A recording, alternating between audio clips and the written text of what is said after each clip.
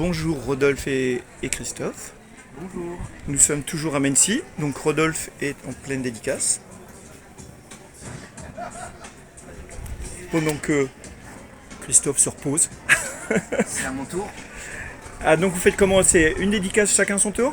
Oui, en fait là c'est tombé le fait que la dernière fois le monsieur avait fait dédicacer sur le premier album de Jurassic Oui. un dragon. Et c'est moi qui avais fait le dragon. Donc il m'a dit j'ai eu le dragon la dernière fois, est-ce que je peux avoir un autre personnage? Et donc Rodolphe il a dit bah, je vais faire un petit T-Rex, comme ça, ça fait. C'est plus diversifié. Oui, alors parce que j'explique un petit peu aux gens qui nous regardent, vous travaillez ensemble, mais il n'y en a pas un qui écrit et l'autre qui dessine. Vous écrivez et vous dessinez tous les deux. Ouais, c'est ça. C'est le principe. Ouais, on crée l'histoire ensemble et quand on est vraiment d'accord sur le scénario, alors à ce moment-là, on fait un storyboard, on fait des essais de storyboard chacun de notre côté et finalement tout le monde va dessiner dans l'album. Donc vous faites comme chacun un storyboard séparément. Oui, selon les passages. D'accord. Parce qu'il y en a toujours un qui va quand même être le maître d'œuvre d'un passage. C'est-à-dire que selon le nombre de personnages qu'il a, parce que chacun fait ses personnages en fait. Et selon que c'est plus des personnages à Rodolphe ou plus des personnages à moi, c'est plutôt moi ou plutôt Rodolphe qui va prendre la mise en scène.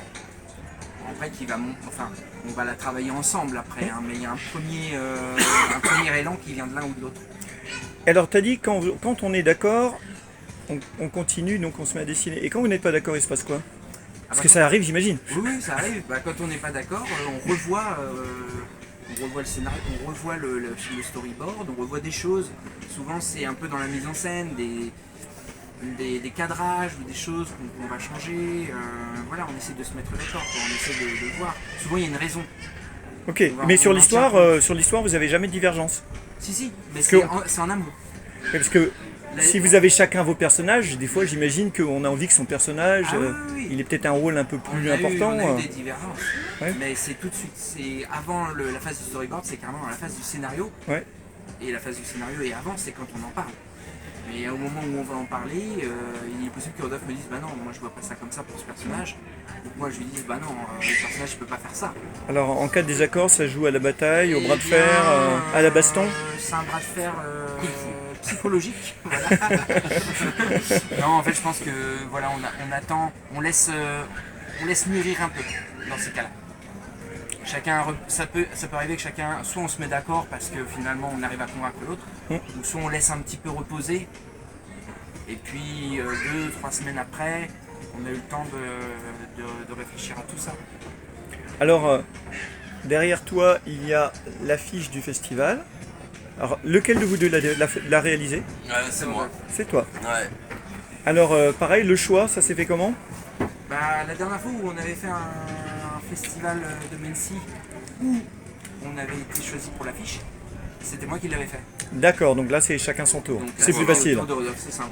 Voilà. Ah, ok. Non, parce que c'est quand même tout ça, on le sait, chez les auteurs en général, il y a aussi une partie d'ego. À un moment donné, on a aussi envie de montrer ce qu'on fait, quoi. Je pense que si on n'a pas d'ego, on fait pas ce métier quand même. Oui, on reste chez soi. Et voilà, on reste chez soi, il faut un petit peu d'ego quand même. Ouais. Après, il ne faut pas que l'ego soit trop mal placé, mais si, il faut quand même un peu d'ego pour avoir envie de montrer ce qu'on fait. Parce qu'on on travaille pour soi, et ensuite on travaille pour les autres quand même, parce qu'on a le plaisir de montrer ce qu'on fait. Oui, et puis quand on est dessinateur et qu'on écume les salons, c'est quand même ce que vous faites régulièrement. Oui. On est au contact direct du public, donc on monte directement au public qui réagit aussi devant soi, dire que c'est pas toujours forcément facile. Si quelqu'un dit ouais, bof, c'est pas terrible, ça peut arriver, j'imagine, des fois. C'est bien, on a un retour direct. Une histoire, on est content de. On essaie toujours de faire au mieux, après ça peut pas plaire à tout le monde, mais on aime bien avoir ce retour avec les gens qui nous lisent. Oui. Parce que justement, comme on ne le fait pas que pour nous, mais qu'on le fait pour les autres, faire les festivals, c'est aussi avoir ce retour. Oui, par contre, effectivement, quand on a un bon retour, c'est aussi agréable de voir j'ai bien aimé, qu'on voit le lecteur arrive et jouer la suite. Exactement, c'est valorisant. Ce bon retour, ou même quelques petites critiques qui peuvent nous faire progresser. Bien sûr. Mais vraiment, d'avoir ce contact avec les lecteurs, c'est vraiment bien. Et alors, donc les séries, donc je vois Jurassic, ça a l'air d'être orienté un peu jeunesse, c'est le cas ou pas du tout? C'est le cas. Ouais. C'est clairement jeunesse, et c'est l'histoire d'un petit dragon qui naît dans une famille de tyrannosaures. En fait, les parents attendent 4 œufs impatiemment, et puis un soir d'orage, il y a la foudre qui tombe sur l'un d'eux. Et au lieu que ce soit un petit T-Rex comme ses frères et sœurs, ça va être un dragon. On a un petit peu remanié l'histoire du vilain petit canard dans une version un peu dinosaure. Et voilà, c'est plus un conte illustré, c'est pas vraiment de la BD là pour le coup. Et par contre, tout a été fait à la couleur. Donc, Alors justement, direct. tu dis, oui, voilà, ce que j'allais dire, c'est des couleurs directes. Oui, c'est des couleurs directes. Donc Et dans la fait- BD aussi d'ailleurs. Et dans la BD aussi, toujours. Toujours, ouais. Il y a Donc pas vous de êtes numérique. Vous êtes un peu à contre-courant, quand même. C'est de On plus en plus rare. Oui, oui, voilà, on est resté fidèle à ça. Ouais. Parce qu'on aime bien la touche, la sensibilité. Non mais très bien. Du pinceau. Oui, oui, puis je vois aussi l'huile sur toile qui est à côté, là, qui est magnifique. Oui, oui. Il y a aussi de la peinture à l'huile. Exactement, oui, non mais c'est très très beau. Et donc ça, c'est votre dernière série ou c'est la chronologie, ça se passe comment? En fait, on a 2 séries. Il y a l'autre série qui est Face Sérieux. Et Donc- on a commencé par Face Sérieux à l'origine.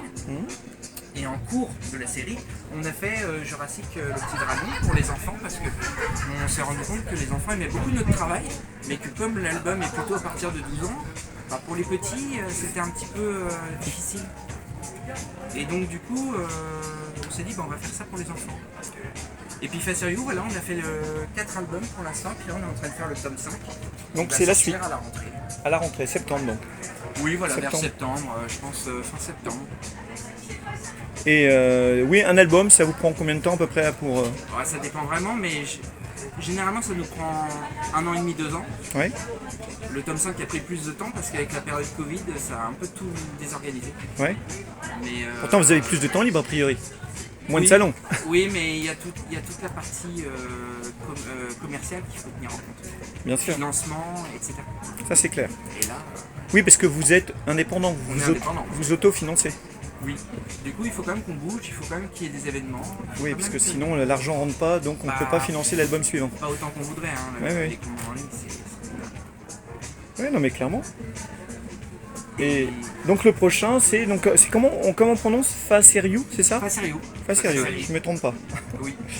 Et il y aura un tome 3 de Jurassic? C'est possible. Pour l'instant, il n'est pas en cours. Oui, il Parce n'est pas que, encore dans vos têtes. Non, enfin, on a une histoire dans nos têtes, mais on n'a pas encore commencé. Bien. Donc peut-être qu'on va le faire, mais pour l'instant, on a donné la priorité à Oui, la oui. suite de Face Sérieux. Et donc Face Sérieux, par contre, il est fini.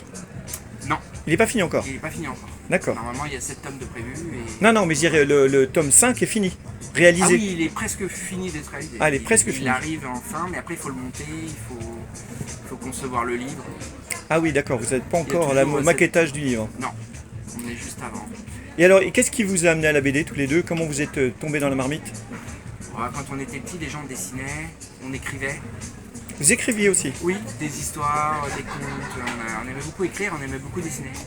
Et à un moment donné, la BD nous est apparue comme un bon mélange des deux. Et c'est vrai que quand on était petit, on connaissait pas les BD qui étaient dans des styles plus fantasy, fantastique.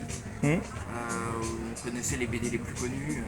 Oui, Et Astérix, après, Lucky Luke, voilà, Tintin. exactement. Pour nous, la BD c'était ça. Ouais. Et quand on a découvert la bande dessinée de